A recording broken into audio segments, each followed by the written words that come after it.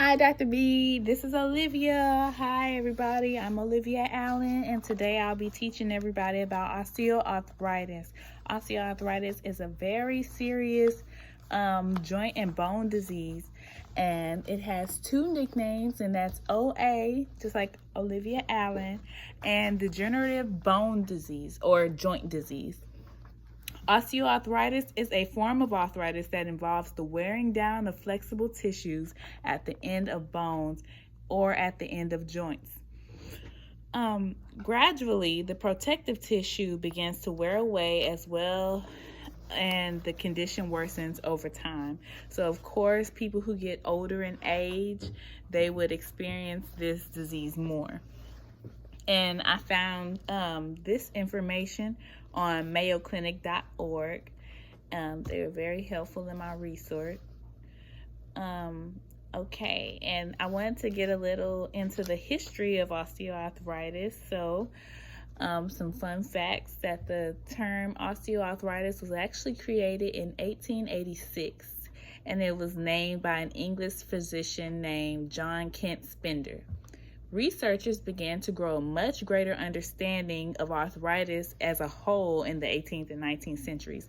However, it had been discovered that arthritis had been around for so long that actually 90 million years ago in fossils and bone scraps from dinosaurs, they actually uncovered that the iguanodon dinosaur as well as the world famous T-Rex were large targets of osteoarthritis.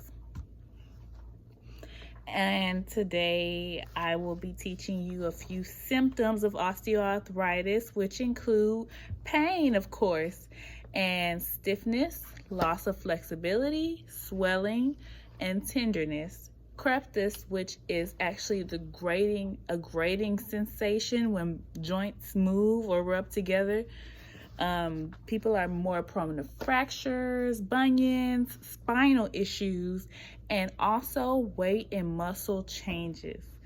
Yes, people who have osteoarthritis go through a lot of pain just trying to do everyday things like walk around. So, the risk factors would include older age, of course. Unfortunately, sex is a risk factor. Women are more prone to osteoarthritis than men. So, yes, and obesity, of course. If there's more weight on the joints, then the grating sensation or the rubbing of the bones together would be more intense because it's that weight that's pressing down on the joints. Even more so than a person with less body weight on them. And also,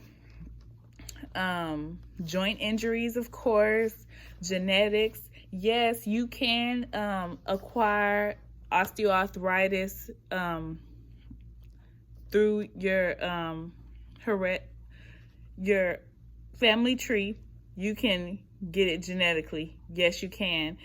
It's hereditary. Also, you can get, you're more prone to osteoarthritis when you have a metabolic disease. So, those are a few things to think about. Definitely made me think, because sometimes I even have my own aches and pains, and I'm young, but I work a lot, I move around a lot, and we never think about if there's actually something wrong with our joints or our bones until we go to the doctor and find out that our flexible tissue is wearing away. And I got that information from mayoclinic.org as well. The treatments that are available for osteoarthritis, which I also got from mayoclinic.org, would be self-care, medication, therapies, and surgery.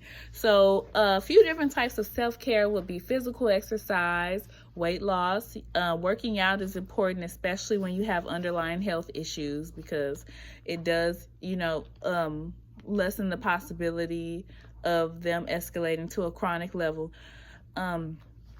They provide several medications.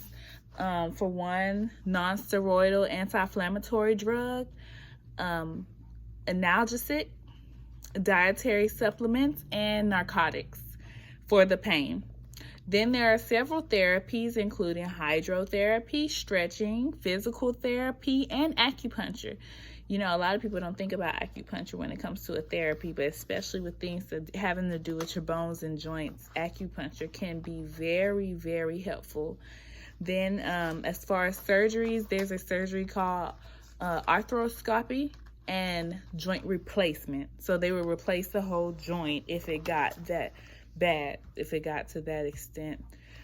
And that's all. I hope you enjoyed my presentation on osteoarthritis, and I have some pictures for you in my presentation to show you what regular knees and joints look like and what joints look like when they have osteoarthritis. They're really swollen and, you know, completely abnormal, and just looking at it looks painful. So you will be able to relate to how somebody who's walking around with that on their joints would be in a lot of pain.